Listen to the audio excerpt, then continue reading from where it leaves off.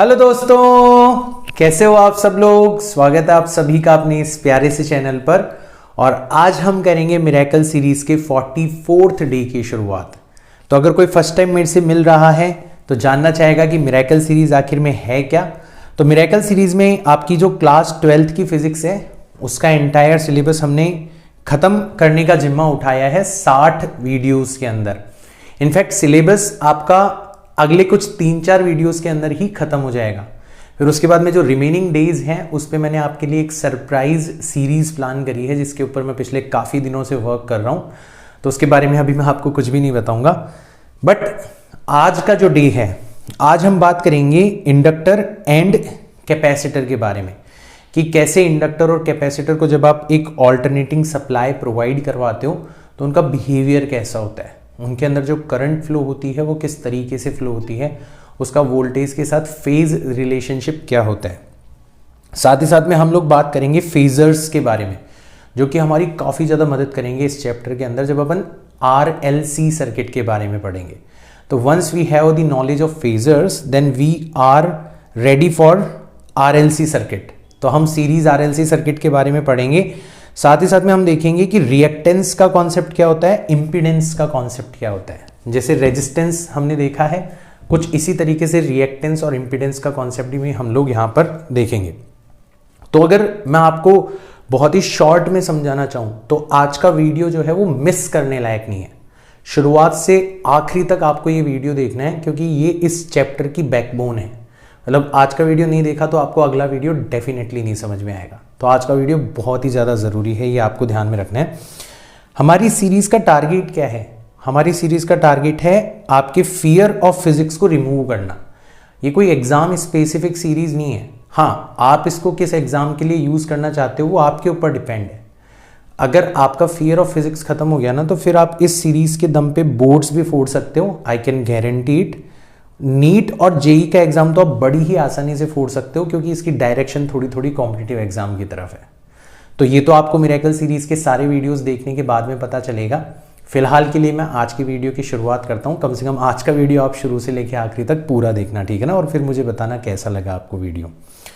तो सबसे पहले हम बात करते हैं एक इंडक्टर की। जब इंडक्टर के ऊपर ऑल्टरनेटिंग वोल्टेज अप्लाई किया जाता है तो उसका बिहेवियर कैसा होता है। So what happens when an inductor is connected with AC, है ना। ये हमारा मेन सवाल है जिसका जवाब हम ढूंढने जा रहे हैं। तो ये हमारा इंडक्टर है जिसकी इंडक्टेंस की वैल्यू कितनी है, L।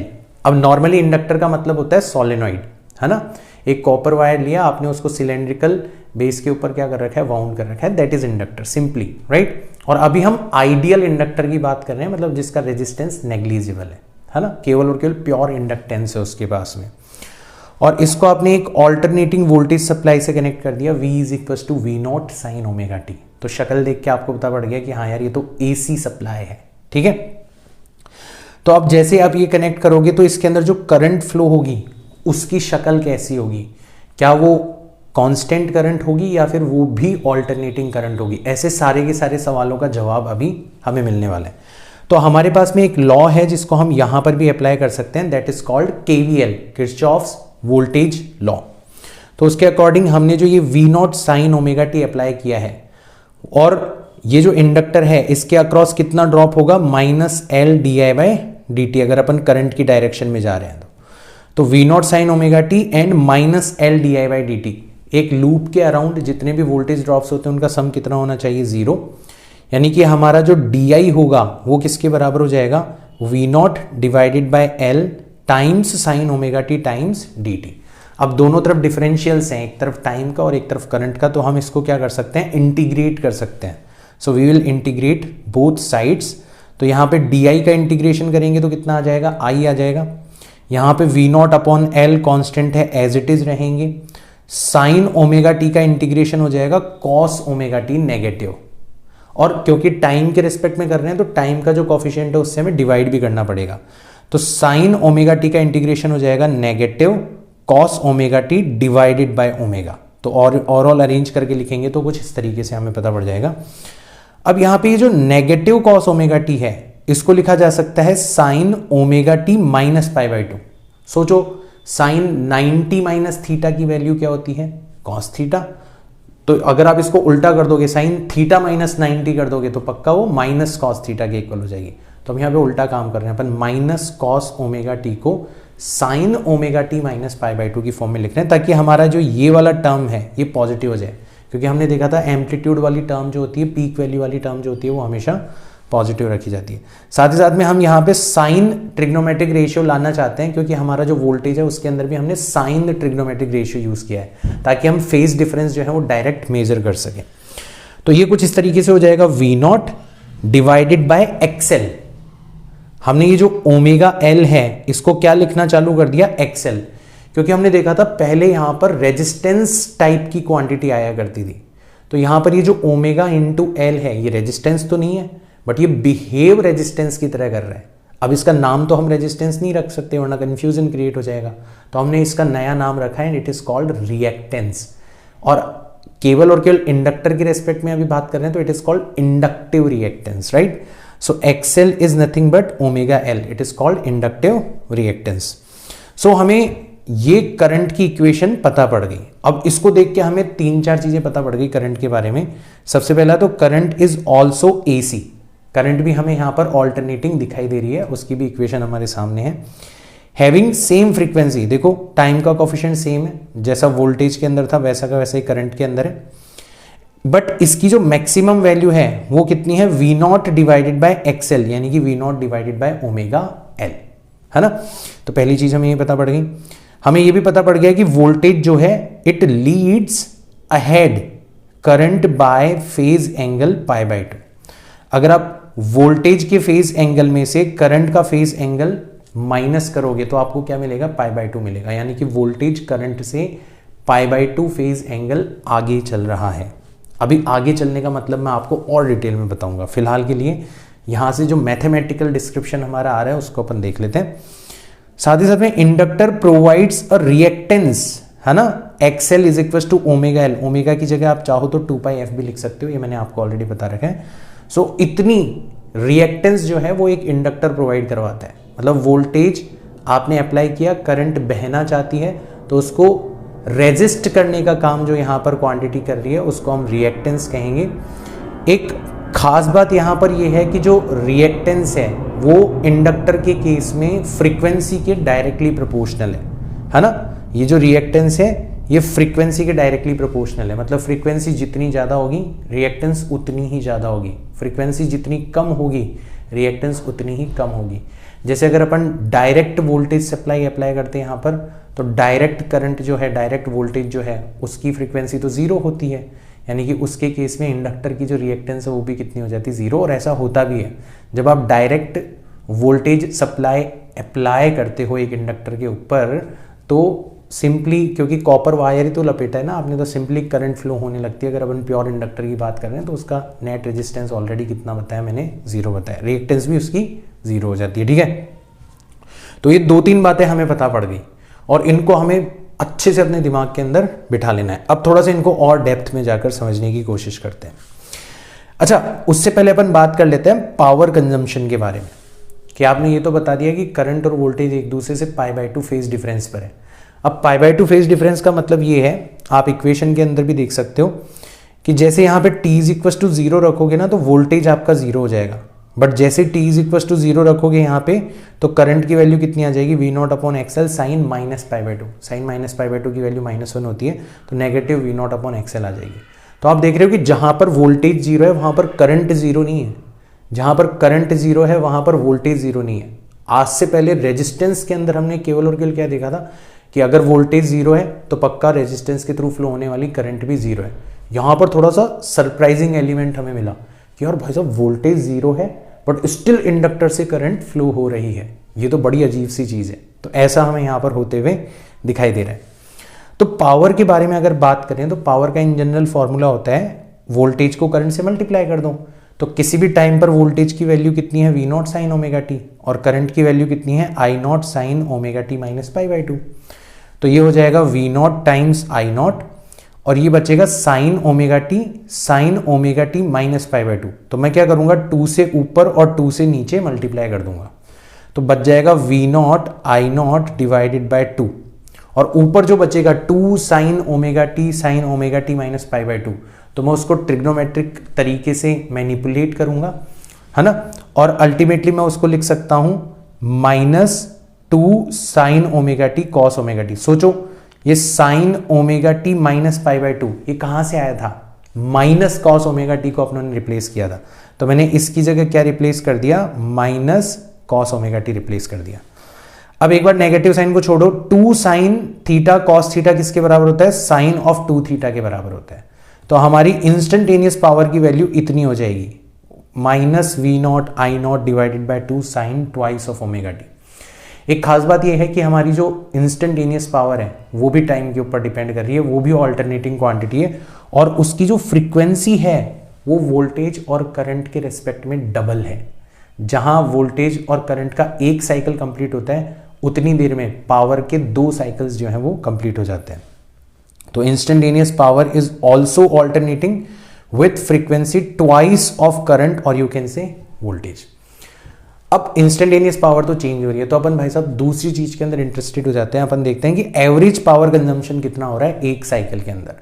तो हम लोग क्या करते हैं, ये जो क्वांटिटी हमारे पास में आई है इसका एवरेज लेते हैं। तो इसमें ये वाला हिस्सा तो कांस्टेंट है, तो ये वाला हिस्सा तो कांस्टेंट है, एवरेज से बाहर आ गया। ये जो मैंने 2 सिंबल्स यूज करे हैं ये एवरेज लेने के सिंबल्स है, मतलब एवरेज लेने के लिए इसको यूज किया जाता है। तो हम साइन 2 ओमेगा टी का एवरेज ले रहे हैं। तो मैंने आपको बताया था कि साइन हो या कोसाइन हो, एक साइकिल के लिए इनका जितना हिस्सा पॉजिटिव साइड में होता है उतना का उतना नेगेटिव साइड में होता है। इनका ओवरऑल एवरेज जो वैल्यू आता है एक साइकिल के लिए वो कितना आता है, 0 आता है। तो यहाँ पे इसका जो एवरेज वैल्यू आएगा वो कितना आएगा, 0 आएगा। मतलब हमारी एवरेज पावर जो होगी वो कितनी हो जाएगी, 0 हो जाएगी। तो for a complete cycle average power through the inductor is always 0। सोचो आपने वोल्टेज अप्लाई किया, इंडक्टर से करंट भी फ्लो हो रही है, बट स्टिल एक साइकिल के अंदर आपका एवरेज पावर कंजम्पशन कितना है, 0। मतलब इंडक्टर जितनी पावर कंज्यूम कर रहा है उतनी की उतनी पावर वापस से सप्लाई भी कर रहा है। ओवरऑल खाता जो है वो 0 पे ही है अभी भी। तो ये कैसे पॉसिबल हो सकता है, तो इसको अपन थोड़ा सा इंडक्टर के बिल्कुल अंदर घुस के देखते हैं कि इंडक्टर से जब आप करंट फ्लो करवाते हो तो होता क्या है। तो देखो कुछ ऐसी सिचुएशन होती है, ठीक है।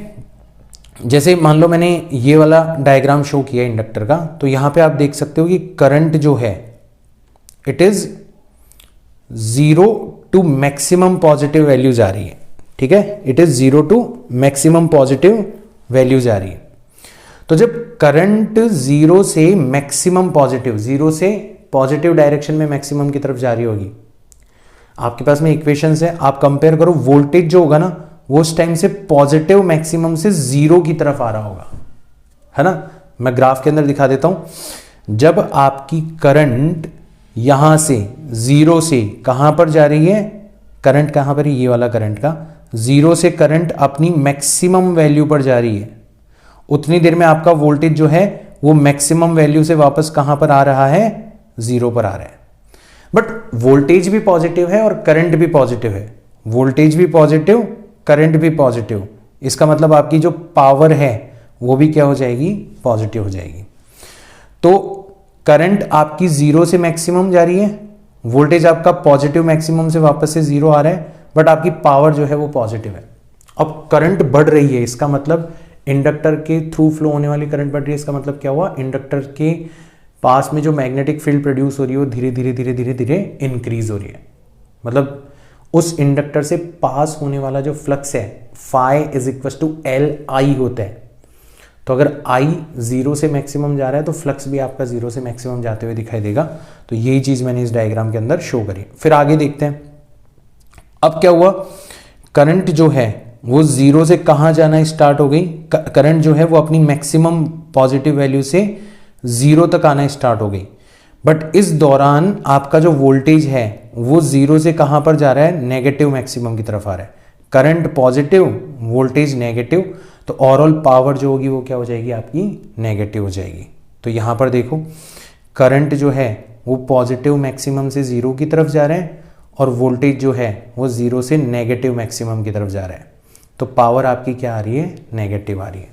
पावर नेगेटिव आने का मतलब क्या है, करंट धीरे धीरे धीरे धीरे डिक्रीज हो रहा है, मतलब मैग्नेटिक फ्लक्स जो पैदा हुआ था वो वापस से धीरे धीरे धीरे धीरे कम हो रहा है ना।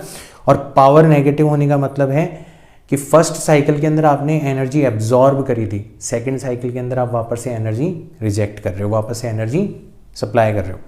फिर आपका करंट अब जीरो से नेगेटिव मैक्सिमम की तरफ जाने लगेगा घटते घटते, तो आपका वोल्टेज नेगेटिव मैक्सिमम से वापस से जीरो की तरफ आने लगेगा। अगेन दोनों नेगेटिव हो गए तो आपकी पावर अब की बार वापस से पॉजिटिव हो जाएगी, तो फिर से पावर एब्जॉर्प्शन हुआ, एनर्जी एब्जॉर्प्शन हुआ।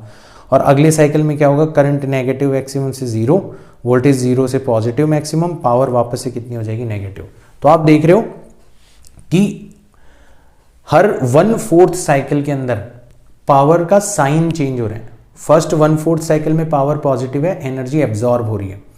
अगले 1/4 साइकिल में पावर नेगेटिव है, एनर्जी वापस से लूज हो रही है।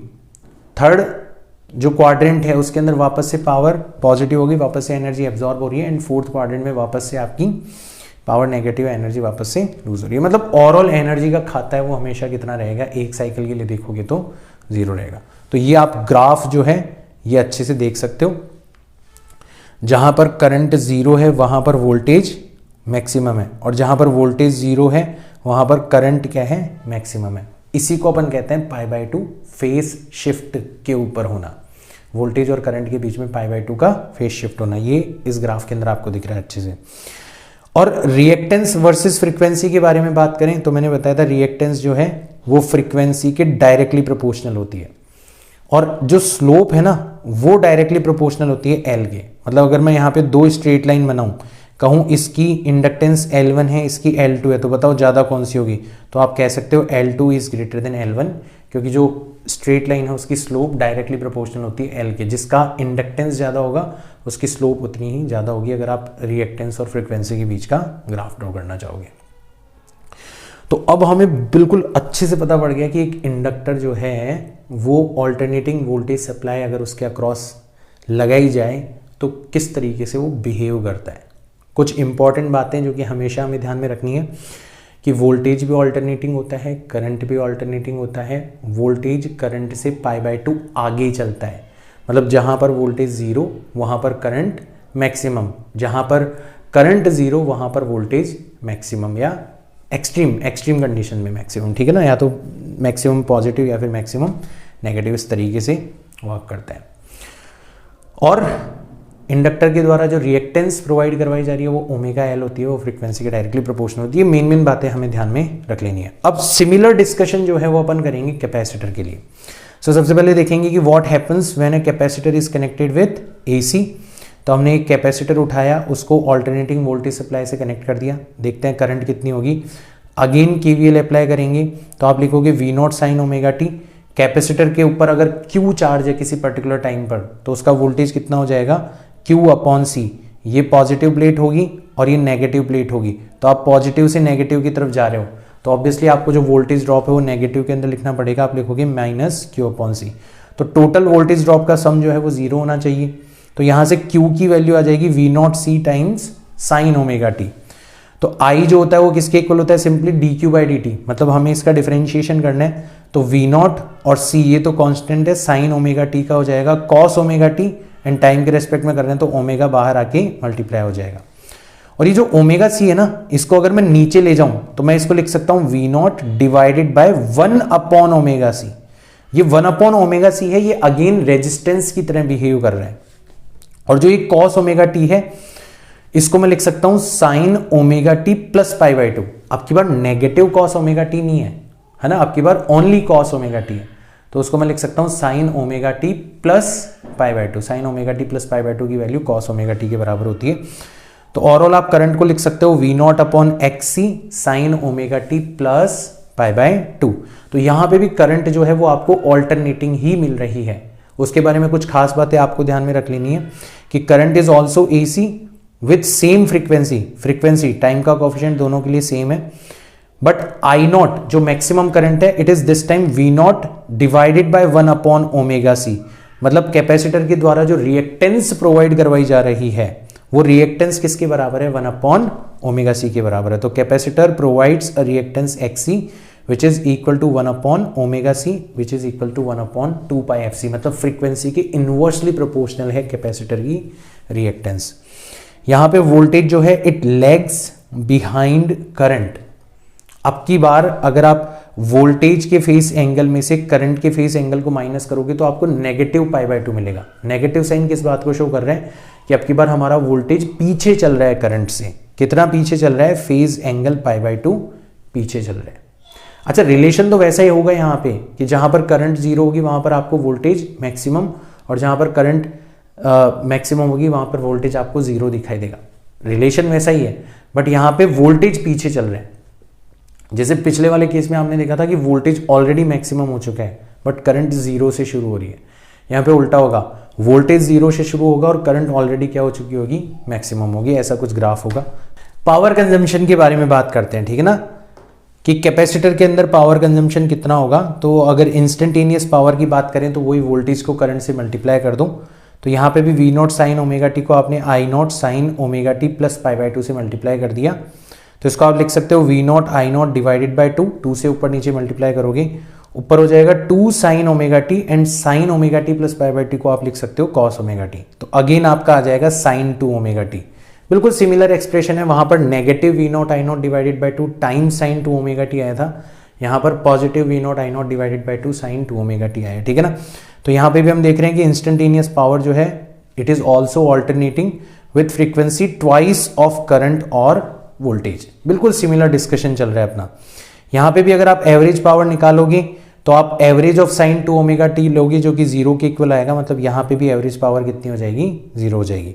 तो एक कंप्लीट साइकिल के लिए एवरेज पावर जीरो है, मतलब यहाँ पर भी कुछ वैसा ही काम चल रहा है कि एक क्वाड्रेंट के अंदर आप पावर एब्जॉर्ब कर रहे हो, एक के अंदर वापस से लूज कर रहे हो, एक के अंदर एब्जॉर्ब कर रहे हो, एक के अंदर वापस से लूज कर रहे हो। ओवरऑल पावर का खाता जो है वो हमेशा जीरो पर है, ठीक है।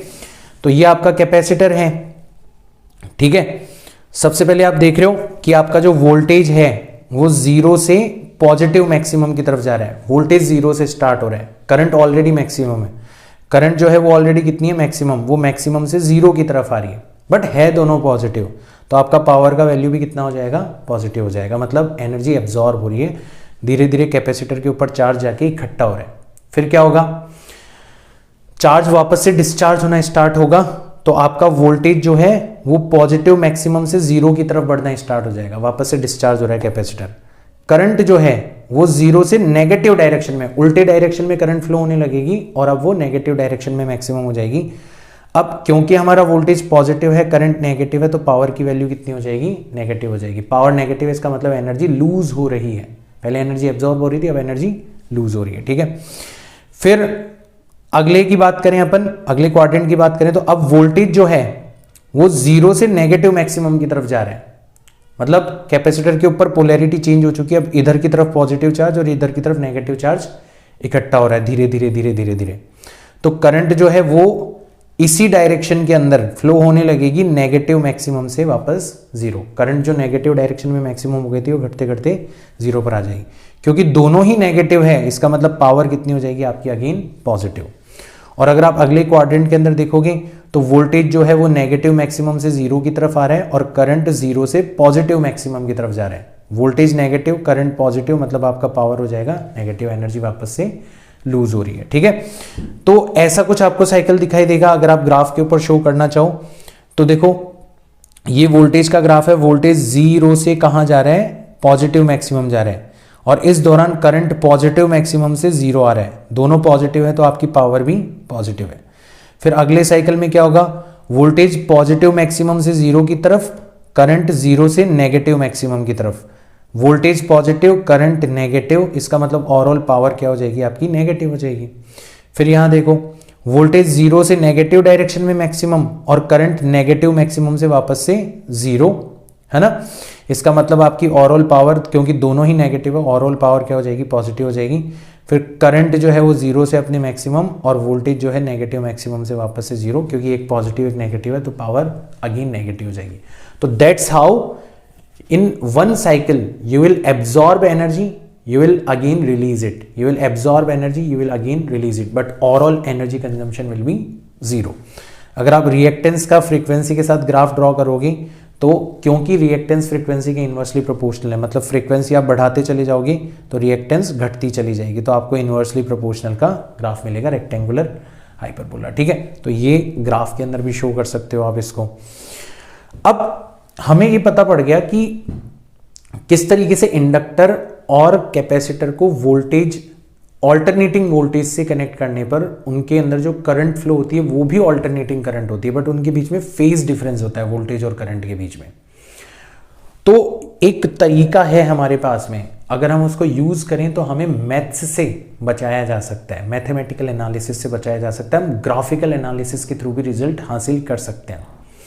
तो उस तरीके में हम लोग क्या करते हैं, वेक्टर्स का सहारा लेते हैं, रोटेटिंग वेक्टर्स का सहारा लेते हैं, ऐसे वेक्टर्स जो ओमेगा एंगुलर फ्रीक्वेंसी के साथ में रोटेट कर रहे हैं इन एंटी क्लॉकवाइज। तो किसी भी पर्टिकुलर टाइम पर उन वेक्टर्स को हम क्या कहते हैं, फेजर्स कहते हैं। वो असल में वेक्टर्स नहीं है, तो उनको हम क्या कहते हैं, फेजर्स कहते हैं, बट उनका बिहेवियर जो होता है वो वेक्टर्स की तरह ही होता है। तो हम इनको यूज करेंगे। तो देख लेते हैं फेजर्स बनाए कैसे जाते हैं। तो सबसे पहले हमें क्या करना है, we will have to draw a horizontal reference line, जहां से हम लोग एंगल्स मेजर करने वाले हैं, फेजर्स को यहां पर हम ड्रॉ करने वाले हैं जिसके रेफरेंस में। अब क्या करना होता है हमें, any alternating quantity A is equal to A nought sine omega T plus minus theta.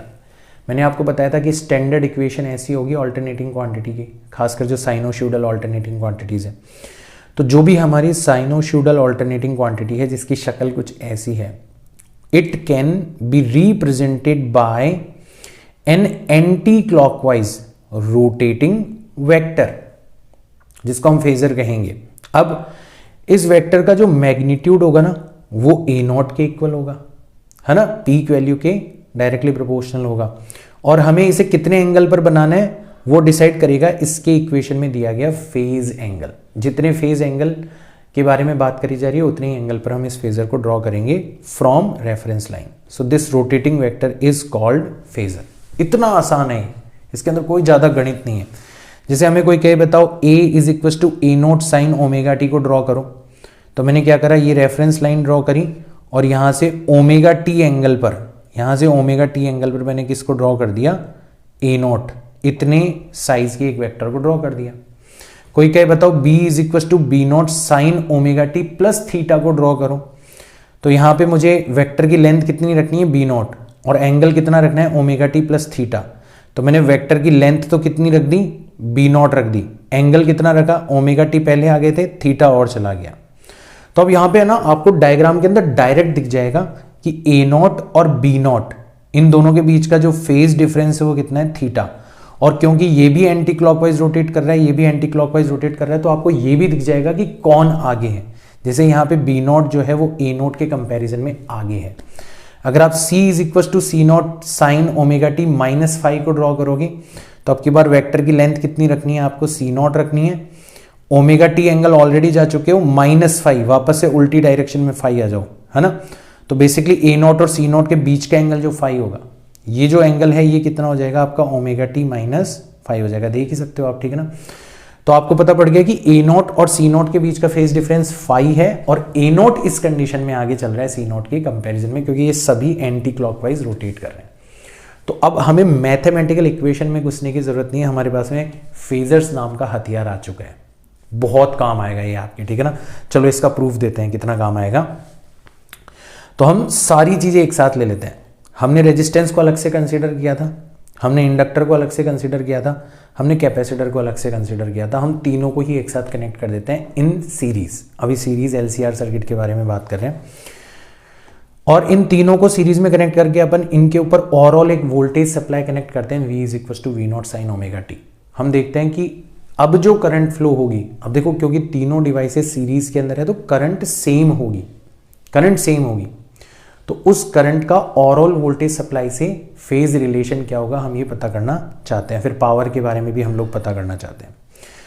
तो हमें इतना पता है कि जो भी करंट फ्लो होगी यहां पर जो भी करंट फ्लो होगी, ठीक है ना, इसके अक्रॉस जो वोल्टेज ड्रॉप होगा वो करंट के साथ इन फेज होगा, क्योंकि रेजिस्टेंस के अक्रॉस वोल्टेज और करंट हमेशा सेम फेज के अंदर होते हैं। इंडक्टर के अक्रॉस जो वोल्टेज ड्रॉप होगा वो करंट से π/2 फेज आगे होगा, और कैपेसिटर के अक्रॉस जो वोल्टेज ड्रॉप होगा वो करंट से π/2 फेज पीछे होगा। ये चीजें हमें पता है, करंट तीनों में सेम रहेगा। तो हम क्या करते हैं, यहां पे जो फेजर डायग्राम बनाएंगे ना, उसमें हमारे करंट के फेजर को ही हम लोग क्या मान लेते हैं, रेफरेंस लाइन मान लेते हैं, क्योंकि वो तीनों के लिए सेम है। अब हम सबसे पहले इंडक्टर के अक्रॉस जो वोल्टेज ड्रॉप होगा उसका फेजर ड्रॉ करते हैं। तो हमें पता है वोल्टेज जो है वो करंट के रेस्पेक्ट में π/2 आगे है। तो देखो मैंने VL को I0 से π/2 कहाँ बनाया है, आगे। आगे का मतलब समझ रहे हैं, ये सब एंटी क्लॉकवाइज रोटेट कर रहे हैं। तो VL आपका आगे चल रहा है, I0 पीछे चल रहा है। अगर मुझे VC को ड्रा करना हो तो अब की बार VC को मैं करंट से 90 डिग्री पर ड्रॉ करूंगा, बट पीछे की तरफ ड्रॉ करूंगा। तो ये भी एंटी क्लॉकवाइज भाग रहा है, ये भी एंटी क्लॉकवाइज भाग रहा है, ये भी एंटी क्लॉकवाइज भाग रहा है। तो आपको पता पड़ गया कि VL और I0 के बीच में π/2 का फेज डिफरेंस है, बट VL आगे है, I0 पीछे। आपको पता पड़ गया VC और I0 में भी फेज डिफरेंस π/2 है, बट I0 आगे एंड VC पीछे। और रही बात रेजिस्टेंस के अक्रॉस जो वोल्टेज ड्रॉप होगा उसकी, मतलब VR की, तो वो करंट के साथ फेज रिलेशन के अंदर जीरो फेज डिफरेंस पर होगा। तो मैंने उसको करंट के अक्रॉस ही ड्रॉ कर दिया। तो बेसिकली यहां पर 3 फेजर्स आ गए हमारे, कौन कौन, VR, VL, VC। अब देखो बच्चे गलती क्या करते हैं, बच्चे क्या करते हैं, उनकी आदत पड़ी हुई होती है, उनसे पूछे कि बताओ नेट वोल्टेज कितना होगा, तो वो डायरेक्ट बोल देते हैं कि sir VR plus VL plus VC, इन तीनों का जो सम होगा वो हमारे नेट वोल्टेज V0 के बराबर होना चाहिए। लेकिन ऐसा नहीं होगा, क्यों, क्योंकि यहां पर VR, VL, VC और V0, पहली बात तो ये डायरेक्ट क्वांटिटीज नहीं है, ये ऑल्टरनेटिंग क्वांटिटीज की पीक वैल्यू को या RMS वैल्यू को रिप्रेजेंट करते हैं। दूसरी बात, ये सब अलग अलग टाइम पर अलग अलग होंगे। किसी भी पर्टिकुलर टाइम पर देखोगे तो VR हो सकता है मैक्सिमम हो, VL हो सकता है मिनिमम हो, VC हो सकता है मिनिमम हो, ठीक है ना, इस तरीके से।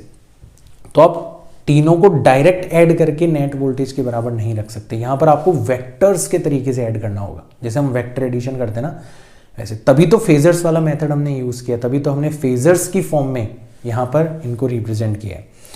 तो अब हमें क्या करना है, VL vector, VR vector and VC vector, मैं वेक्टर बोल रहा हूं, असल में फेजर से, इन तीनों को ऐड करना है। तो यार ये तो वेक्टर एडिशन हमारे लिए बहुत आसान हो गया, क्यों, क्योंकि VL और VC तो एक ही लाइन के अलॉन्ग है, तो ये तो डायरेक्ट एक दूसरे को क्या कर लेंगे, कैंसिल आउट कर लेंगे। तो इनका जो ओवरऑल डिफरेंस होगा, तो फिलहाल के लिए मैंने जो डायग्राम बनाया है उसमें मैंने मान लिया कि VL is greater than VC, उल्टा भी हो सकता है, VC is greater than VL भी हो सकता है ना। तो फिलहाल के लिए इस डायग्राम में because VL is greater than VC, तो इन दोनों में लड़ाई होगी, तो जो रिजल्टेंट बचेगा वो कितना बचेगा, VL माइनस VC, ये हमारा रिजल्टेंट वेक्टर बचेगा इन दोनों का। अब इसको हमें किसके साथ ऐड करना है, VR के साथ। तो वेक्टर लॉ अपन लगाएंगे, पैरेललोग्राम ड्रॉ करेंगे, और इसका ये वाला जो डायगोनल होगा वो किसको रिप्रेजेंट करेगा, ओवरऑल वोल्टेज के पीक वैल्यू को रिप्रेजेंट करेगा। तो अगर अपन वेक्टर्स का रूल लगाएं तो जो हमारा V0 होगा वो किसके इक्वल हो जाएगा, रूट ऑफ इस वाले वेक्टर का स्क्वायर प्लस इस वाले वेक्टर का स्क्वायर, मतलब VR square plus VL minus VC का होल स्क्वायर। आप VR को लिख सकते हो I0 टाइम्स R, आप VL को लिख सकते हो I0 टाइम्स XL, और आप XC को लिख सकते हो I0 टाइम्स XC, है ना, मतलब VC को। तो I0 सब में से कॉमन आ जाएगा, तो आप चाहो तो V0 को ऐसे भी लिख सकते हो I0 times root of R square plus XL minus XC का होल स्क्वायर। तो यहां पर ये वाली जो चीज है ना, ये अब ओवरऑल रेजिस्टेंस की तरह बिहेव करती है, तो इसको Z से रिप्रेजेंट किया जाता है और इसको बोला जाता है impedance of series RLC circuit, है ना। तो ये बहुत अच्छी चीज हमारे हाथ में लग गई। तो हमें यहां पर भी 3 चीजें ध्यान में रखनी है। पहला, current is also alternating with same frequency, है ना। तो यहाँ पे मैथमेटिकल डिस्कशन में जाने की जरूरत नहीं है, क्योंकि सभी सेम एंगुलर स्पीड से रोटेट कर रहे हैं, इसका मतलब सभी की फ्रीक्वेंसी सेम है, भले वो I0 हो, भले VL हो, VR हो, VC हो, सबकी, ठीक है। यहाँ पर करंट की जो मैक्सिमम वैल्यू है वो हो जाएगी V0 डिवाइडेड बाय Z, यानी कि V0 divided by root of R square plus XL minus XC का होल स्क्वायर। यहाँ पर वोल्टेज जो है इट लीड्स और लैग्स डिपेंड करता है, ठीक है। तो अभी हमने जो डायग्राम बनाया है इसके हिसाब से हम लीड्स वर्ड यूज कर लेते हैं, leads current by phase phi, ये जो एंगल है वोल्टेज और करंट के बीच का, तो ये कितना हो जाएगा tan inverse VL minus VC divided by VR भी लिख सकते हो, और VL को I not times XL, VC को I नॉट टाइम्स XC और VR को I नॉट टाइम्स R लिखोगे तो I नॉट कॉमन आके कैंसिल आउट हो जाएगा। तो आप डायरेक्ट ये ध्यान रख सकते हो कि फाई जो होगा वो किसके इक्वल हो जाएगा, tan inverse XL minus XC divided by R के इक्वल हो जाएगा। ठीक है, तो इतने फेज डिफरेंस पर होगी। अगर XL बड़ा है XC से तो फेज डिफरेंस पॉजिटिव होगा, मतलब वोल्टेज सच में लीड करेगा और अगर XL छोटा है XC से तो फेज डिफरेंस नेगेटिव आ जाएगा, मतलब वोल्टेज जो है लीड करने के बजाय लैग करेगा। ठीक है ना, तो हमने इस रेफरेंस में इसकी बात करी है। Circuit provides an impedance Z is equal to root R square plus XL minus XC का होल स्क्वायर। अब ये जो इम्पीडेंस है ये फ्रीक्वेंसी के ऊपर डिपेंड कर रही है, बट डायरेक्टली प्रोपोर्शनल है या इन्वर्सली प्रोपोर्शनल है आप कह नहीं सकते, क्योंकि यहाँ पे XL भी है जो कि डायरेक्टली प्रोपोर्शनल होती है फ्रीक्वेंसी के, और XC भी है जो कि इन्वर्सली प्रोपोर्शनल होती है। ये उन दोनों के डिफरेंस के स्क्वायर के डायरेक्टली प्रोपोर्शनल है एक तरीके से। तो जब XL मतलब फ्रीक्वेंसी के हिसाब से होगा कि XL XC से बड़ा हो सकता है, कुछ टाइम पर दोनों इक्वल हो सकते हैं, और उसके बाद में हो सकता है XC XL से बड़ा हो जाए। तो डिपेंड करता है Z का जो वेरिएशन होगा वो कैसा होगा, थोड़ा सा कॉम्प्लिकेटेड होगा, तो क्यों ना उसको अपन डिटेल में देख लें। तो पहले एक बार पावर की बात कर लेते हैं, फिर अपन उसके बारे में भी बात करेंगे। जो इंस्टेंटेनियस पावर होगी वो हो जाएगी V0 sign omega T I0 sign omega T minus 5। तो अगेन V0 I0 2 से ऊपर और 2 से नीचे मल्टीप्लाई करोगे तो बन जाएगा twice of sine omega T sine omega T minus 5। तो आप twice of sine A sine B का फॉर्मूला लगाओगे तो ये बन जाएगा V0 I0 divided by 2 cos of B minus A, मतलब इस एंगल में से इस एंगल को आपको माइनस करना है। तो ओमेगा टी माइनस 5 में से आप माइनस ओमेगा टी करोगे तो कितना बचेगा आपका, 5 बचेगा या माइनस 5 बचेगा। ठीक है, दोनों में से कुछ भी कर सकते हो। Minus cos of B plus A, तो ये और ये ऐड करोगे तो कितना हो जाएगा, twice of omega T minus 5, है ना। अब यहां पर इंस्टेंटेनियस पावर के दो हिस्से हो जाएंगे, V0 I0 divided by 2 cos 5, ये ओवरऑल कांस्टेंट है, एंड दूसरा हिस्सा हो जाएगा V0 I0 divided by 2 cos twice of omega T minus 5, ये टाइम के ऊपर डिपेंड कर रहा है।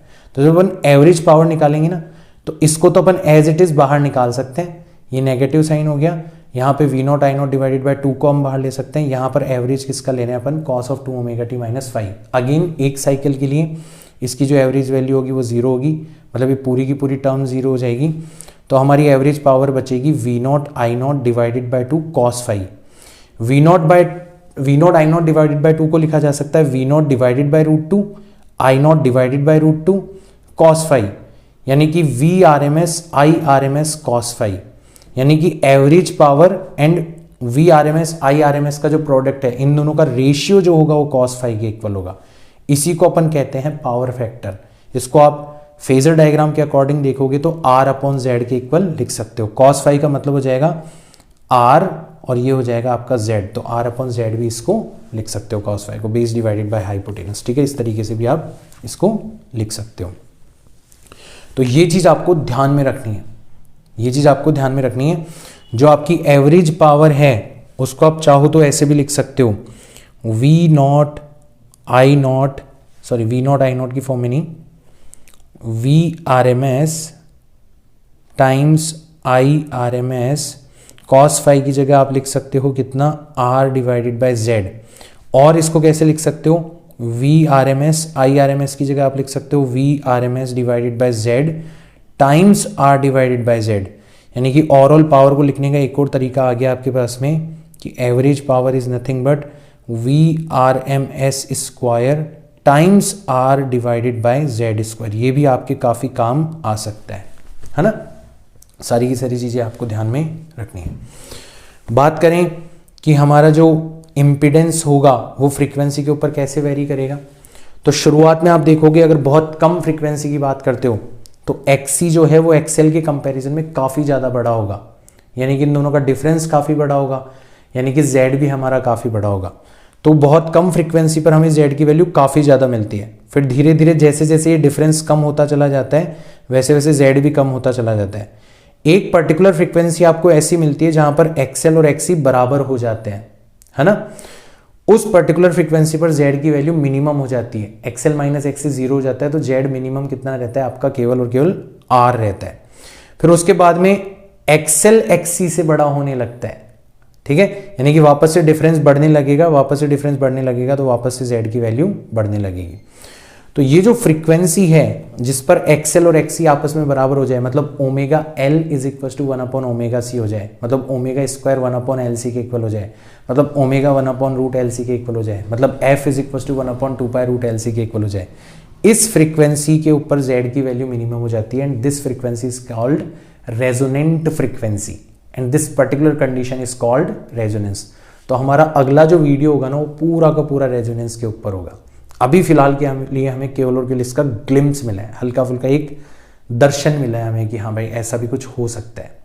RLC सर्किट के अंदर एक फ्रीक्वेंसी ऐसी हो सकती है जिसके ऊपर Z मिनिमम हो जाए। अच्छा, Z मिनिमम हो जाए तो करंट अपने आप क्या हो जाएगा, मैक्सिमम हो जाएगा। So that condition is called condition for resonance. तो उसके बारे में हम बात करेंगे अगले वीडियो के अंदर। तो आज तो हमने जितने भी हथियार इकट्ठे करे ना, इनके ऊपर कुछ क्वेश्चंस कर लेते हैं ताकि हमारी अंडरस्टैंडिंग चेक कर ली जाए, ठीक है। पहला क्वेश्चन देखते हैं अपन। A resistance of 300 ohm and an inductance of 1 upon pi hertz are connected in series to an AC voltage of 20 volt and 200 hertz. The phase angle between voltage and current is. तो देखो, हमें Excel निकालने के लिए दिया जा सकता है, ठीक है। एक्सेल कितना होता है, ओमेगा टाइम्स L, या यूं कह लो 2 पाई F टाइम्स L। तो ये कितना हो जाएगा 2 पाई, फ्रीक्वेंसी हमें कितनी दे रखी है 200 हर्ट्ज, तो इंटू 200 हर्ट्ज, और इंडक्टेंस हमें कितनी दे रखी है 1 अपॉन पाई, 1 अपॉन पाई, पाई से पाई कैंसिल आउट हो गया, ये आ जाएगा 400 ओम। ध्यान रखना, रेजिस्टेंस, रिएक्टेंस, इंपिडेंस, इन तीनों की ही SI यूनिट ओम होती है, तीनों ही रेजिस्टेंस की तरह काम करते हैं, ठीक है। XC, क्योंकि हमारा कैपेसिटर है ही नहीं यहां पर, तो XC की वैल्यू कितनी हो जाएगी, 0 हो जाएगी। अब आप बोलोगे कि सर XC की वैल्यू होती है 1 अपॉन ओमेगा C, तो अगर C की वैल्यू 0 रखेंगे इसका मतलब हमारे XC की वैल्यू तो इनफाइनाइट आ जानी चाहिए। ऐसा नहीं है, कैपेसिटर नहीं है मतलब उसकी रिएक्टेंस को भी हमें यहाँ पर इंक्लूड नहीं करना, उसके द्वारा प्रोवाइड कराई गई रिएक्टेंस कितनी हो जाएगी, 0 हो जाएगी। अगर वो होता और फ्रीक्वेंसी 0 होती तब अलग बात होती, ठीक है। अगर वो है ही नहीं तो अपनों को XC यहाँ पर 0 लेना है। और R हमें कितना दे रखा है, R हमें दे रखा है 300 ओम। तो मैंने बताया था फाई जो होता है वो किसके इक्वल होता है, 10 inverse XL minus XC divided by R। तो यहाँ पर हो जाएगा 10 इनवर्स, XL की वैल्यू कितनी है 400, माइनस 0 लिखने की ज़रूरत नहीं है, डिवाइडेड बाय 300, 00 से 00 कैंसिल आउट हो गया, तो 10 इनवर्स 4 डिवाइडेड बाय 3 इसकी वैल्यू आ जाएगी। ऑप्शन नंबर ए आपका करेक्ट हो जाएगा, ठीक है। 110 volt 60 what lamp is run from a 220 volt AC mains using a capacitor in series with the lamp instead of a resistor. Then voltage across the capacitor is about, है ना। Question समझो अच्छे से। सबसे पहले तो हमारा एक लैंप दिया हुआ है, इसके ऊपर 110 वोल्ट आप अप्लाई कर सकते हो, ये 60 वॉट पावर कंज्यूम करेगा। मतलब हम सबसे पहले इसका रेजिस्टेंस निकाल सकते हैं, पावर रेटिंग से रेजिस्टेंस निकालना ऑलरेडी हमें आता है।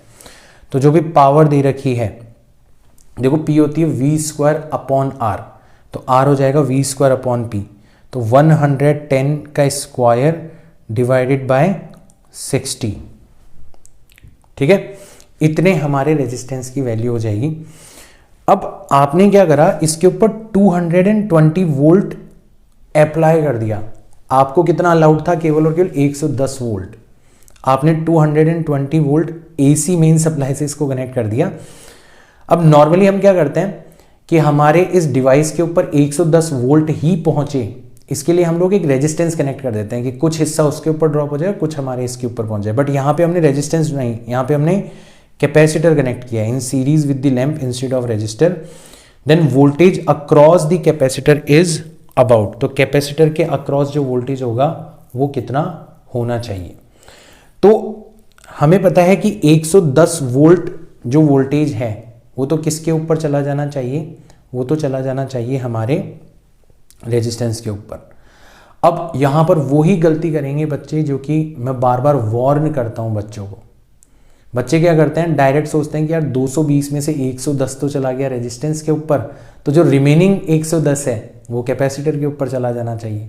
नहीं, यहाँ पर कैपेसिटर का जो वोल्टेज होगा और रेजिस्टेंस का जो वोल्टेज होगा उसके बीच में जो फेज डिफरेंस होगा वो कितना होगा, 90 डिग्री होगा। मतलब हमें पता होना चाहिए कि हमारे नेट वोल्टेज का स्क्वायर, मतलब 220 का जो स्क्वायर है वो किसके बराबर होना चाहिए, रूट लगाने की जरूरत नहीं अगर स्क्वायर की टर्म्स में बात कर रहे हैं तो, वी आर स्क्वायर, तो रेजिस्टेंस के अक्रॉस कितना वोल्टेज है 110 प्लस वी सी स्क्वायर के इक्वल होना चाहिए।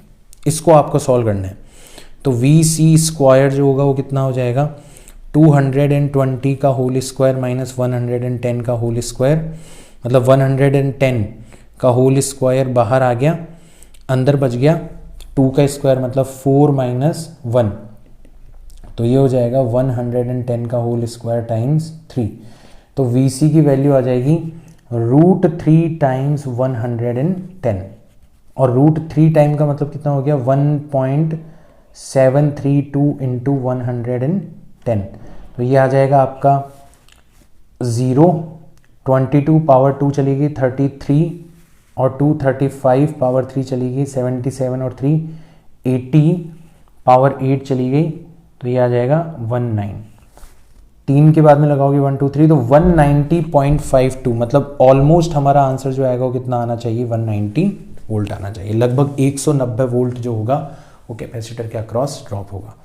तो बच्चों मैं बार बार कह रहा हूँ, आपकी आदत है डायरेक्ट सम करने की, डायरेक्ट सब्ट्रैक्ट करने की, वो यहाँ पे नहीं चलेगा because of alternating nature of these quantities। ठीक है, a student connects a long coil of manganese wire to a 100 volt DC supply, है ना, and records a current of 25 ampere. अब देखो आप एक कॉयल को कनेक्ट कर रहे हो, मैग्नीन वायर की बनी हुई है, मतलब पक्का उसके पास में कुछ रेजिस्टेंस भी है, प्योर इंडक्टर नहीं है। और दूसरा हिंट आपको कहां से मिल गया कि अगर प्योर इंडक्टर होता तो उसका क्योंकि रेजिस्टेंस 0 है तो करंट इनफाइनाइट फ्लो होनी चाहिए थी। यहां पर करंट फाइनाइट दे रखी है कि आप 100 वोल्ट अप्लाई करते हो तो करंट कितनी फ्लो हो रही है 25। तो हम सबसे पहले रेजिस्टेंस निकाल लेते हैं। रेजिस्टेंस कितना हो जाएगा आपका 100 वोल्ट डिवाइडेड बाय 25 एम्पियर, तो कितना हो जाएगा 4 ओम हो जाएगा। तो हमारी जो कॉयल हमें दे रखी है उसके अंदर रेजिस्टेंस भी है 4 ओम का और इंडक्टेंस भी है। ठीक है, when same coil is connected across 100 volt 50 hertz AC, the current reduces to 20 ampere। तो अब जब आप इसको AC से कनेक्ट करते हो तो फिर हमारी जो रिएक्टेंस है वो भी यहां पर एक रोल प्ले करने लगेगी। ठीक है, ठीक है, तो reactance of the coil is, तो हमें पता है कि हमारी नेट इंपिडेंस जो होगी वो किसके इक्वल हो जाएगी, √R², मतलब 16। XC तो यहां पर है नहीं, कैपेसिटर तो है नहीं, तो XL का होल स्क्वायर। ठीक है, और वैसे Z किसके बराबर होना चाहिए, V0। तो हमारा यहां पर V0 कितना है 100 वोल्ट डिवाइडेड बाय I0 मतलब 20। तो ओवरऑल ये कितना आ रहा है आपका 5 आ रहा है। तो इसको सॉल्व करोगे तो 5 का स्क्वायर हो जाएगा 25 is equal to 16 plus XL whole square. तो XL का स्क्वायर हो जाएगा आपका 9, यानी कि XL की वैल्यू हो जाएगी आपकी 3। तो पक्का जो रिएक्टेंस है वो कितनी होनी चाहिए, 3 होनी चाहिए। ऑप्शन नंबर बी आपका करेक्ट होना चाहिए। अब देखो यहाँ पर आपसे रिएक्टेंस पूछी गई है तो आपने 3 ओम आंसर लगा दिया, काम खत्म। आपसे चाहता तो इंडक्टर की इंडक्टेंस भी पूछी जा सकती थी, क्योंकि XL किसके बराबर होती है, omega into L.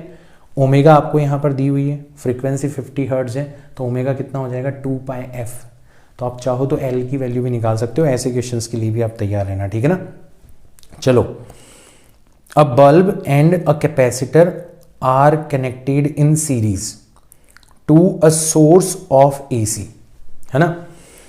If its frequency is increased while keeping the voltage same then। अब फ्रीक्वेंसी इंक्रीज करने से क्या होगा, बल्ब मतलब है रेजिस्टेंस, है ना, और कैपेसिटर, तो कैपेसिटर की जो रिएक्टेंस होती है XC, it is inversely proportional to the frequency, यानी कि अगर आप फ्रीक्वेंसी इंक्रीज करोगे तो XC जो होगा वो डिक्रीज हो जाएगा। अब अगर XC डिक्रीज होगा इसका मतलब ओवरऑल Z जो होगा वो भी क्या हो जाएगा, आपका डिक्रीज हो जाएगा। और ओवरऑल Z अगर आपका डिक्रीज होगा तो पक्का आपका जो ओवरऑल करंट है वो क्या हो जाना चाहिए, इंक्रीज हो जाना चाहिए। और अगर आपका ओवरऑल करंट इंक्रीज हो रहा है तो बल्ब के अक्रॉस जो पोटेंशियल ड्रॉप होगा वो भी इंक्रीज हो जाना चाहिए। और अगर वो इंक्रीज होगा तो बल्ब जो है वो ज़्यादा ब्राइटनेस के साथ में क्या करने लगेगा, ग्लो करने लगेगा, ठीक है ना। तो यहाँ पर bulb will give more intensity, bulb will give more intense light, option number A हमारा क्या हो जाना चाहिए, करेक्ट हो जाना चाहिए। अगर बल्ब के साथ में कैपेसिटर की जगह इंडक्टर को कनेक्ट किया होता तो लॉजिक सेम रहता, इंडक्टर की जो रिएक्टेंस है वो इंक्रीज होती फ्रीक्वेंसी इंक्रीज करने से, मतलब ओवरऑल इंपीडेंस हमारी इंक्रीज हो जाती, ओवरऑल इंपीडेंस इंक्रीज हो जाती तो ओवरऑल करंट हमारी डिक्रीज हो जाती, करंट डिक्रीज हो जाती तो बल्ब जो है वो कम इंटेंसिटी के साथ में जलने लगता। तो डिवाइस के ऊपर डिपेंड करता है, ये ध्यान रखना, ठीक है। An AC source of voltage V and 50 hertz is connected to an inductor of 2 henry and negligible resistance, ठीक है।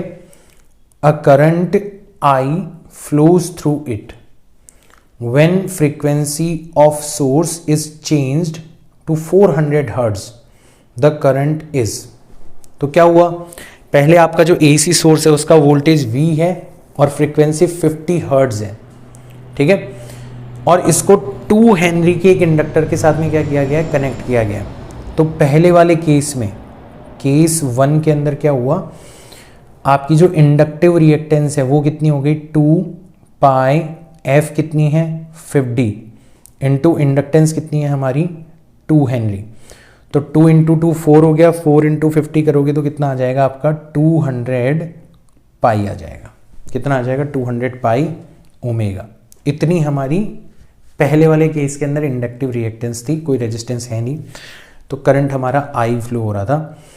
When frequency of source is changed to 400 hertz the current is, तो इस केस में हमारा करंट कितना है V upon XL, है ना, ये हमें दे रखा है, तो V अपॉन 200 पाई, इतना हमारा करंट फ्लो हो रहा है। अब क्या किया आपने, केस 2 के अंदर फ्रीक्वेंसी चेंज कर दी, तो अब XL की वैल्यू भी चेंज हो गई, कितनी हो गई 2 पाई, फ्रीक्वेंसी आपने कितनी कर दी 400 हर्ट्ज, है ना, इंडक्टर अभी भी कितना है 2 हेनरी वाला है, तो ये हो जाएगा 2 इंटू 4 800, मतलब 1600 पाई, इतनी आपकी फ्रीक्वेंसी होगी। तो अब आपकी करंट भी चेंज हो जाएगी, वोल्टेज उतना ही रहा बट इंडक्टिव रिएक्टेंस चेंज हो गई, तो ये हो जाएगा V अपॉन 1600 पाई। तो इसको आप चाहो तो ऐसे लिख सकते हो कि 1 अपॉन 8 टाइम्स V अपॉन 200 पाई, मतलब I डिवाइडेड बाय 8, तो हमारी करंट जो है वो I डिवाइडेड बाय 8 हो गई। और क्योंकि यहाँ पर इंडक्टर की बात करी जा रही है तो पक्का वोल्टेज करंट से आगे है, यानी कि करंट वोल्टेज से पीछे, दोनों तरीके से बोल सकते हो। So current is I0 divided by 8 and it is lagging by 90 degree from V। एक ही ऑप्शन है, तो ऑप्शन नंबर डी हमारा क्या हो जाएगा, करेक्ट हो जाएगा। इसको देखो, a capacitor of capacity C and reactance X, ठीक है, capacitance and frequency become double then reactance will be. तो केस 1 में हमारी रिएक्टेंस कितनी है X, जो कि किसके इक्वल हो जाएगी 1 अपॉन ओमेगा C के इक्वल हो जाएगी। केस 2 में क्या हुआ, केस 2 में हमारी रिएक्टेंस हो गई X डैश, क्यों, क्योंकि हमारी कैपेसिटेंस को भी डबल कर दिया गया है और फ्रीक्वेंसी को भी डबल कर दिया गया है, तो ये हो जाएगा twice of omega twice of C, तो ये हो जाएगा 1 upon 4 times 1 upon omega C, मतलब X डिवाइडेड बाय 4। तो हमारा ऑप्शन नंबर 3 जो है वो करेक्ट हो जाना चाहिए। There is a 5 ohm resistance in an AC circuit, inductance of 0.1 Henry is connected with it in series. If equation of AC EMF is 5 sin 50t, then the phase difference between current and EMF is. ठीक है, तो सबसे पहले equation देख के हमें पता पड़ गया कि हमारा ओमेगा जो है वो कितना है, 50 है। टाइम का जो कोफिशिएंट होता है वो किसके बराबर होता है, ओमेगा के बराबर होता है। तो हमारा जो XL होगा वो कितना हो जाएगा, ओमेगा टाइम्स L। ओमेगा हमें पता पड़ गया 50 है और इंडक्टेंस हमें दे रखी है 0.1 हेनरी, यानी कि 1 डिवाइडेड बाई 10 यानी कि 5 ओम। ठीक है, और रेजिस्टेंस हमें कितना दे रखा है, 5 ओम दे रखा है। तो और यहाँ पे कैपेसिटेंस है नहीं तो पक्का XC कितना हो जाएगा आपका, 0 हो जाएगा। तो फाई जो होता है वो किसके बराबर होता है, 10 इनवर्स XL माइनस XC तो है नहीं, डिवाइडेड बाय R, तो ये हो जाएगा 10 inverse 5 divided by 5, that is 10 inverse 1। अब 10 इनवर्स 1 का मतलब कितना होता है, 45 डिग्री, मतलब पाई बाय 4 रेडियंस, यानी कि ऑप्शन नंबर 3 आपका क्या हो जाना चाहिए, करेक्ट हो जाना चाहिए। In a series LCR circuit, voltage across resistor, inductor and capacitor are 1 volt, 3 volt and 2 volt respectively. At the instant t when source voltage is given by this, the current in the circuit will be ठीक है, तो हमें केवल और केवल phase difference का खेल है, बाकी तो सब कुछ अपन ले लेंगे। ठीक है ना, तो मैंने आपको बताया था कि फेज डिफरेंस ऐसा कुछ लिखा जा सकता है, phi is equal to 10 inverse VL minus VC divided by VR, मतलब 10 इनवर्स, तो VL मतलब इंडक्टर के अक्रॉस जो वोल्टेज दे रखा है वो कितना दे रखा है, 3 वोल्ट, कैपेसिटर के अक्रॉस दे रखा है 2 वोल्ट, डिवाइडेड बाय रेजिस्टेंस के अक्रॉस हमें दे रखा है 1 वोल्ट। 3 माइनस 2 करेंगे तो 1, 10 इनवर्स 1 की वैल्यू कितनी आ जाएगी, पाई बाय 4 आ जाएगी। तो हमें पता है कि हमारा फेज डिफरेंस कितना होगा, पाई बाय 4। ठीक है, और यहां पे हम लोग इंडक्टर को ज्यादा मानते हैं, मतलब वोल्टेज हमारा पाई बाय 4, फेज एंगल आगे होगा, मतलब करंट पीछे होगी। तो अगर वोल्टेज का फेज एंगल है कॉस ओमेगा टी, तो करंट का हो जाना चाहिए cos omega T minus pi by 4। ठीक है, तो ऑप्शन नंबर 2 हमारा करेक्ट हो जाएगा, करंट हो जाएगा I is equal to I naught cos omega T minus pi by 4, है ना, क्योंकि हम हमेशा करंट के रेफरेंस में वोल्टेज का फेज डिफरेंस निकालते हैं। फाई जो है ना, करंट से आगे होने वाला फेज डिफरेंस है, अगर पॉजिटिव आएगा तो वोल्टेज आगे होगा, नेगेटिव आता तो फिर वोल्टेज पीछे हो जाता। ठीक है ना, तो ये चीज हमें ध्यान में रखनी है। फिर आगे चलते हैं, LCR circuit, the voltage across the terminals of resistance, inductance and capacitance are 40, 30 and 60. Then the voltage across the main source is, तो मैंने आपको बार बार बताया है, आपको गलती नहीं करनी, इनको डायरेक्टली ऐड नहीं करना। आपको पता रखना है कि जो V होता है वो किसके बराबर होता है, root of VR square plus VL minus VC का होल स्क्वायर। मैंने देखा है बहुत बच्चे यही गलती करते हैं, अभी मैं आपको पढ़ा रहा हूँ ना, इसके बाद में भी आप यही गलती करोगे, इसलिए मैं बार बार इसके ऊपर हाईलाइट कर रहा हूँ। ठीक है ना, तो रूट ऑफ VR स्क्वायर, ठीक है, तो रेजिस्टेंस के अक्रॉस कितना है 40 वोल्ट, तो 40 का कर दिया हमने स्क्वायर, प्लस VL मतलब 30 माइनस VC मतलब 60, इसका होल स्क्वायर, मतलब रूट ऑफ 40 का स्क्वायर प्लस 30 का स्क्वायर मतलब रूट ऑफ 50 का स्क्वायर, मतलब 50 वोल्ट हमारा क्या आ जाना चाहिए, आंसर आ जाना चाहिए, ऑप्शन नंबर 4 इज करेक्ट। ये देखो, for an alternating current of frequency 500 divided by pi hertz in LCR series circuit, L दिया हुआ है, C दिया हुआ है, R दिया हुआ है, इम्पिडेंस इज। तो सबसे पहले हम XL निकाल लेंगे। ठीक है, तो XL कितना हो जाएगा हमारा, 2 पाई इंटू एफ कितना है 500 divided by pi into L, L कितना है हमारा 1 हेनरी, पाई से पाई चला गया तो कितना आ जाएगा 1000 ओम आ जाएगा।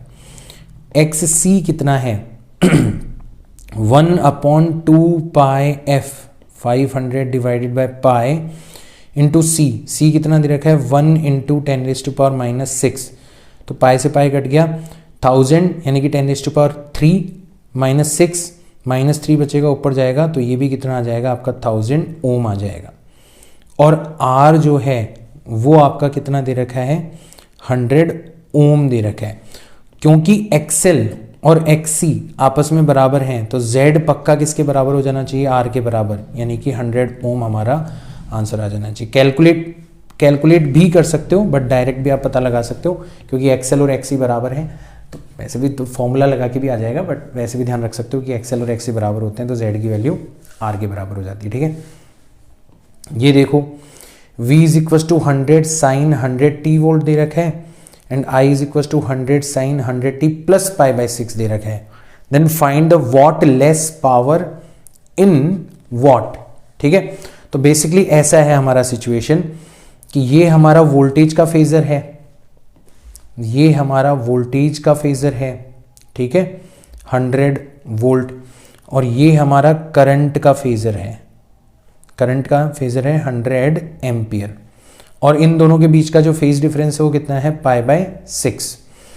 तो फेज डिफरेंस अपन निकालते हैं तो कितना होगा ये, चलो तो करंट का वो कंपोनेंट जो वोल्टेज के साथ इन फेज होगा वो हो जाएगा 100 cos π/6, और वो कंपोनेंट जो करंट के साथ 90 डिग्री फेज डिफरेंस पर होगा वो हो जाएगा आपका 100 sin π/6। तो ये तो आपका पावर कंजम्पशन के अंदर कंट्रीब्यूट करता है, ठीक है, और ये कोई कंट्रीब्यूट नहीं करता। मैंने बताया था ना कि जब भी करंट और वोल्टेज के बीच का फेज डिफरेंस π/2 होता है, जैसे प्योर इंडक्टर के अंदर, प्योर कैपेसिटेंस के अंदर, तो एवरेज पावर 0 होती है, तो इसको बोला जाता है what less current, what less current बोला जाता है इसको। तो कितनी हो जाएगी हमारी वॉट लेस करंट, 100 sin π/6 यानी कि sin 30 डिग्री। sin 30 डिग्री की वैल्यू कितनी होती है 1/2, 100 / 2 करोगे तो कितना आ जाएगा आपका 50 एम्पियर हो जाएगा, है ना। अच्छा, वॉटलेस करंट पूछी जाती तो हम 50 एम्पियर आंसर देते थे, वॉटलेस पावर पूछी गई है तो वॉटलेस पावर जो होती है ना वो किसके बराबर हो जाती है, नॉर्मली पावर होती है हमारी, वॉटलेस अगर पावर के बारे में बात करी जा रही है, नॉर्मली पावर होती है VRMS IRMS times cos phi, और वॉटलेस जो होगी वो कितनी हो जाएगी VRMS IRMS times sin phi। तो VRMS का मतलब हो जाएगा 100 / √2, IRMS का मतलब हो जाएगा 100 / √2, and sin phi sin 30 degree का मतलब हो जाएगा 1/2। तो ये हो जाएगा आपका 10⁴ 1 / 4, ठीक है, यानी कि 2.5 × 10⁻3, यानी कि ऑप्शन नंबर 4 आपका जो है वो करेक्ट हो जाना चाहिए। कर लोगे, आसानी से हो जाएगा ये क्वेश्चन भी। तो एक नया कॉन्सेप्ट है इसलिए मैंने इसको क्वेश्चन के थ्रू समझाया है आपको। इसको देखो फटाफट से, inductor of inductance L, resistor of resistance R are joined in series and connected by a source of frequency omega, power dissipated in the circuit is. ठीक है, तो पावर का फॉर्मूला मैंने बताया था आपको VRMS IRMS, ठीक है, टाइम्स cos phi, या फिर एक फॉर्मूला मैंने आपको ये भी बताया था कि V² टाइम्स R / Z², ये मैंने आपको बताया था, है ना। V अगर RMS वैल्यू है तो यहाँ पर हमारा Z जो होगा वो किसके इक्वल हो जाएगा, Z हो जाएगा √R² + XL², मतलब R² + XL का होल स्क्वायर। तो इसको अपन ऐसे भी लिख सकते हैं V² टाइम्स R² + ω² L²। ये हमारी पावर कंजम्पशन हो जानी चाहिए, average power consumption. V² times R / R² + ω² L², option number 2 is correct, ठीक है ना। तो डायरेक्ट फॉर्मूला अपन यूज कर लेंगे यहाँ पर। In which of the following case power factor will be negligible. तो पावर फैक्टर का मतलब होता है हमारा, इसको अपन आगे भी पढ़ेंगे अच्छे से, बट यहाँ पे भी मैं बता देता हूँ, पावर फैक्टर का मतलब होता है हमारा cos phi। तो पावर फैक्टर नेग्लिजिबल कब होगा, जब phi जो है वो कितना हो जाए 90 डिग्री हो जाए, तब आपका पावर फैक्टर 0 हो जाएगा, 0 के आसपास हो जाएगा, ठीक है ना। यानी कि हमारा जो सर्किट है वो या तो प्योर इंडक्टिव होना चाहिए या प्योर कैपेसिटिव होना चाहिए, तब जाके हमारा पावर फैक्टर कितना हो जाता है, नेग्लिजिबल हो जाता है। सो पहला आप ऑप्शन दिया जा रहा है inductance and resistance both high, नहीं, केवल इंडक्टेंस हाई होनी चाहिए थी। इंडक्टेंस एंड रेजिस्टेंस बोथ लो, ये भी पॉसिबल नहीं है ना। लोअर रेजिस्टेंस, रेजिस्टेंस बहुत कम है बट हायर इंडक्टेंस, तो इसको अपन मान सकते हैं कि लगभग प्योर इंडक्टेंस के करीब है, बहुत कम रेजिस्टेंस है, जो भी है जो सारी इंडक्टेंस है। मतलब ऑप्शन नंबर 3 के अंदर बहुत ज़्यादा चांसेस है कि हमारा फेज डिफरेंस जो है वो 90 डिग्री हो, यानी कि हमारा पावर फैक्टर जो है वो नेग्लिजिबल हो जाए। An alternating circuit applied voltage and following current are E is equals to E naught sin omega t and I is equals to I naught sin omega t plus pi by 2 respectively. Then the power consumed in the circuit is, तो आप देख रहे हो कि आपका phase difference कितना है, pi by 2, मतलब पावर फैक्टर कितना हो जाएगा आपका, 0 हो जाएगा, मतलब एवरेज पावर कंजम्पशन कितनी हो जाएगी आपकी, 0 हो जाएगी। ऑप्शन नंबर 1 आपका करेक्ट हो जाना चाहिए।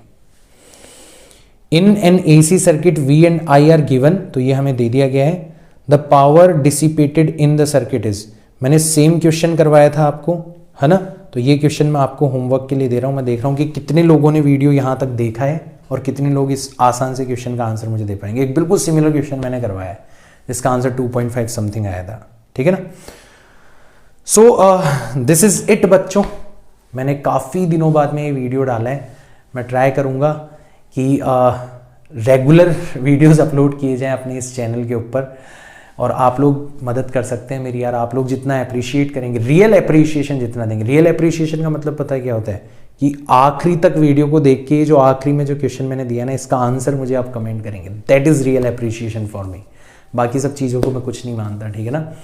तो फिर मेरे को लगेगा कि हाँ यार, बच्चे जो कुछ मैं बना रहा हूँ उसको देख रहे हैं और बस मुझे वही चाहिए। अगर वो मिल गया तो मैं बनाता रहूँगा वीडियोज़।